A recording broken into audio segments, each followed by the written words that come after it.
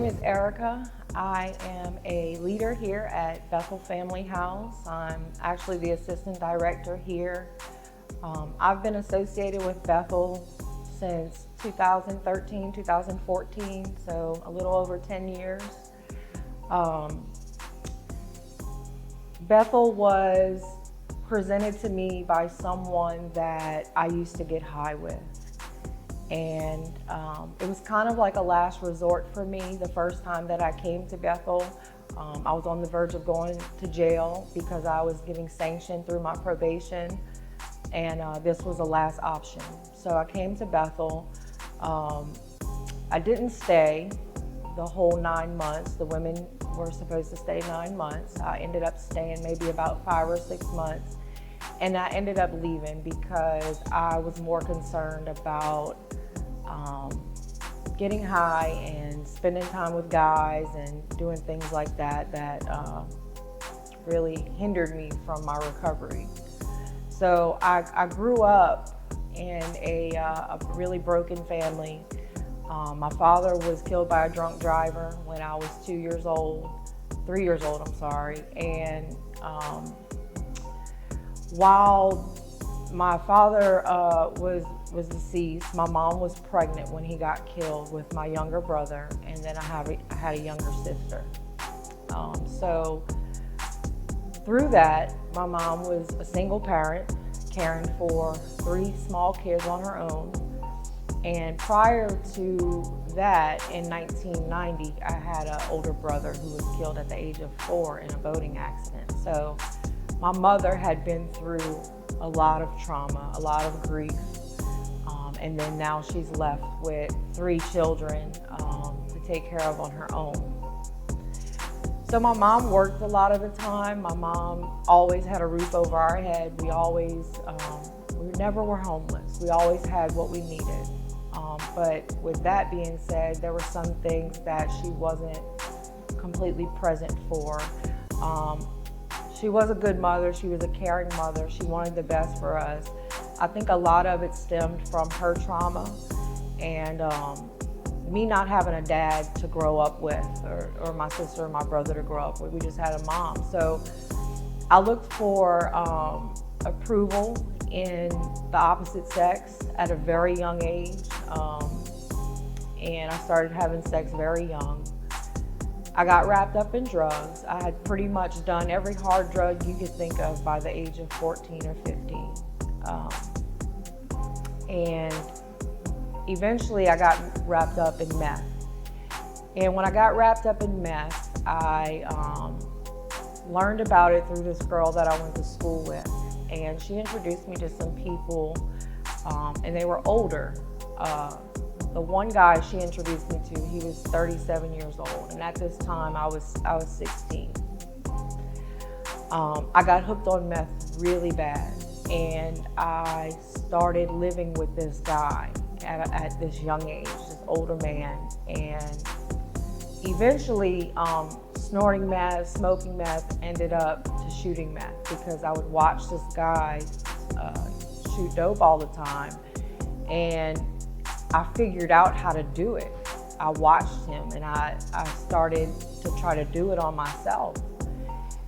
And at 16 years old, I got punched in the face by this guy in a meth rage. He punched me in my face. He broke my nose. I really felt like I couldn't say that this was abuse because it was consensual, but at the same time I was still a child, and now that I look back on it, I see that it wasn't completely my fault, you know. And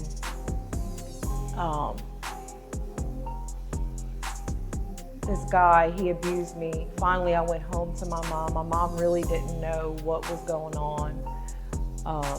She just knew something was wrong with me. She sent me to rehab, and I got my life together for a little while. In that time span, about a 2-year time span since I got off the meth, I met another guy, and I ended up getting pregnant at 17. I had a son. His name is Blaze. He's 17 years old now. And he was everything to me. I ended up marrying his dad when I was a teenager because we felt like marriage was the right thing to do since we already had a child together. And that didn't end well either. He had his own troubles with drugs and alcohol, and he became blackout abusive when he would do those things. And so when I was pregnant with my son, still in my addiction, I smoked marijuana. And when I had my son, he had THC in the system. So DCFS got involved, and with the constant issues with my ex-husband and his addiction, his mom called DCFS on us, and my son got taken away from us. In that time span, I went through a lot of abuse from my ex-husband until I finally left him. And then when I left him, I really gave up on myself. My life spiraled downward. I started getting back with those people who did meth, getting back involved with it. And I really gave up on myself, but most importantly, I feel like I gave up on my son. I was in and out of his life for years. And I really was embarrassed to show my face, really, because I felt like I was a failure. I felt like I was a horrible mother, that I couldn't get my life together, that I wasn't worthy of being a mom. But I'm grateful for his grandparents who have taken care of him his whole life, and I'm grateful that I get to have a relationship with him today. So with him being taken away, me getting back on drugs, I started shooting up again. I looked for love in all the wrong places. I was attracted to the bad guys, the bad boys. I thought that, if you didn't have drugs, then I didn't want to be around you. But also in that, I was driving myself crazy. My mental health was declining being on meth. And it got to the point where I was a recluse. I would get high by myself. I didn't want to be around anybody. I ended up getting pregnant for my daughter, and again, another abusive relationship. But I used as a young mom with her, not pregnant, but I used in her early years. And finally, it was like God kept sending me back to Bethel. Bethel was that lifesaver that came to me in that hard time. And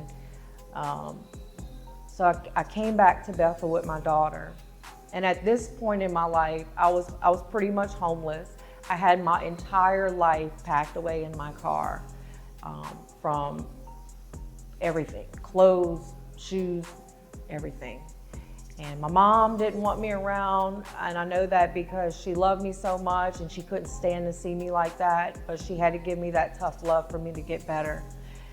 And then my grandmother was the same way. So I would run from pillar to post with my daughter. And finally I came back to Bethel. And I was a chronic relapser. I did not want to be here. I would leave, I would go get high, I'd go stay by my grandmother temporarily, and then I would come back here. And finally, in 2018, I made that choice to stay. And I've been clean since August the 25th, 2018. God has given me a husband that loves me, that appreciates me, and I'm so grateful because I have someone. He would never yell at me. He would never down me or tell me I'm all these things, like the stuff that I've been through. He would never put his hands on me. And that was really special to me. in a sense, I feel like I was always looking for a father figure in my life. I was always looking for that father role in a man. So while here at Bethel, I was really searching. I was grieving my father. I was wishing that my father was with me. And then God revealed to me that, my earthly father was someone and he mattered. But now I have my heavenly Father to depend on, and that loves me and wants more for me. And like I said, God has given me a husband to stand beside me in ministry, to help lead me, to help guide me. And he's brought my family back together. My mom got saved. My sister died of fentanyl. In 2023, she overdosed on fentanyl, and that has made me want to love these ladies that are in this program more. It has given me an anger towards drugs, to want to fight for these ladies, to help them fight for their lives and for the lives of their children, and to love them as my own sister, even though I don't have mine. All these ladies that I come in contact with are my sisters. And I'm so grateful that God has just put it in me to be different so that I can spread the word of his goodness and who he is, and help other women that were just like me to overcome and to change.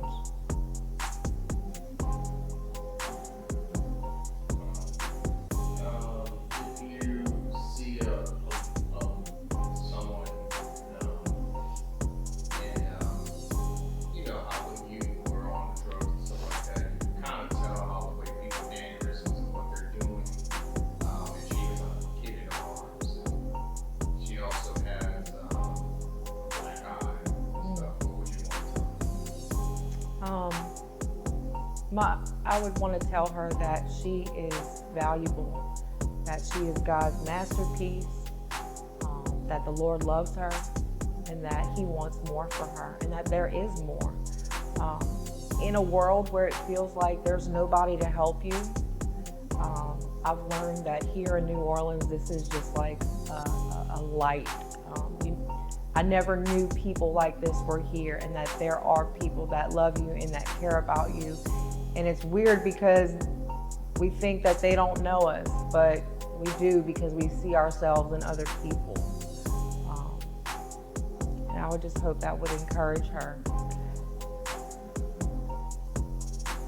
what do you guys get here at the Penthouse?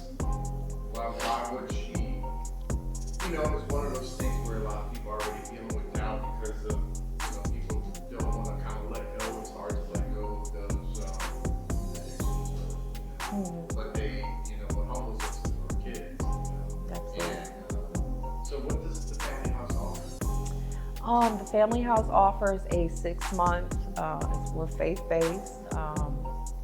Everything that we teach is from the Bible. We believe that Jesus Christ is the one that can deliver us from our strongholds and our addictions and all those things that we fall short with. We provide childcare for the ladies. The ladies learn how to work again. I know that was a big part of my addiction, that I really didn't want to go get a job. So they get to come here and learn how to do basic things, how to clean up after their children, how to bathe their children, how to spend time with them. We do offer Bible studies classes, parenting classes, Bible lectures through the seminary. And we help them to obtain any documents, any services that they need that they may have lost in their addiction or whatever the case may be. And we help them to really transition after this 6 months into a regular life that they would live, on the outside of here, but they have the opportunity to do it here as a graduate and to stay here long term if this is the type of environment that they like to live in and would like to choose to raise their kids in. So they actually have a home. You guys offer a home. They do, yes. So they have overhead shelter, food, electricity. electricity. Support's the big one, because it's you're around women who are just like you, and we're all in need of the same thing. Even today, with 7 years clean, I still need this support. And the ladies that I come into contact with here have become closer than really my blood family. So it's really amazing.